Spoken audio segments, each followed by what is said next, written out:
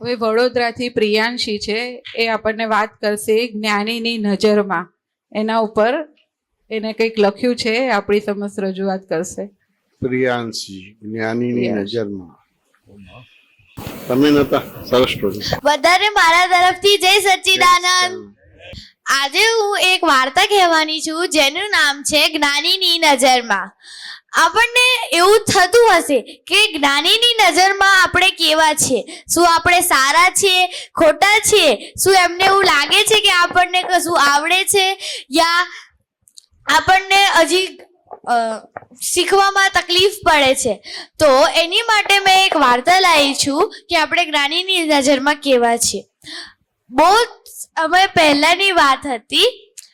એક રહેતા હતા રાજા, જેમની જે રાણી હતી ને એ જૈન ધર્મમાં માનતા હતા. તો એ રાજા પાસે એક સુંદર બગીચું હતું જે એમણે બધાના વાપરવા માટે આપી દીધું હતું. તો એક વખત એ બગીચામાં એક જ્ઞાની ગુરુ આવીને તપસ્યા કરતા હતા. રાજાને જ્ઞાનીઓ અને ગુરુઓની વાતો પર સહેજે વિશ્વાસ ના થાય.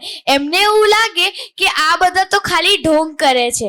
તો રાજા જઈને એ ગુરુને બોલાવે છે. તો ગુરુ કહે છે કે શું થયું રાજા, તમારે કંઈ જાણવું છે, તમારી કઈ સમસ્યા છે? તો રાજાએ કીધું કે તમે અહીંયા કેમ આવ્યા છો? મેં અહીંયા ખાલી લોકો માટે ખુલ્લું રાખ્યું છે. તો જ્ઞાનીએ કીધું સારું, કઈ નહીં, હું બીજી જગ્યાએ જતો રહીશ. પરંતુ રાજાને હજી પણ એ જ્ઞાની પર શંકા હતી કે એ સાચેમાં જ્ઞાની છે કે નહીં. તો રાજાએ એમની તપશ્ચર્યા વચ્ચે એ જ્ઞાનીને બહુ જ હેરાન કર્યા. એમને ઉપર ઝાડપત્તીઓ નાખી, ક્યારેક એમની તપશ્ચર્યા ભંગ કરવા ઢોલ વગાડાયા અને એવું બહુ જ બધું કર્યું. જ્યારે રાણીને આ વાતની ખબર પડી ત્યારે રાણી એ ગુરુ પાસે ગયા અને ક્ષમા માંગી અને એ રાજાને પણ લઈ ગયા. રાજાએ બહુ જ ના પાડી, પણ રાણી એને બરાબરનું બોલ્યા અને લઈ ગયા. પછી રાણીએ ગુરુને માફી માંગી રાજાના વર્તન માટે.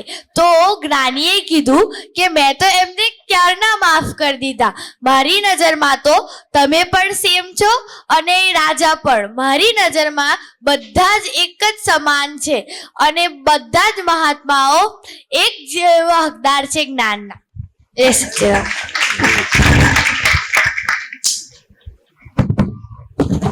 જ્ઞાનીની નજરમાં બધા સેમ છે, હે ને? અને માની નજરમાં માની નજરમાં પણ સેમ છે.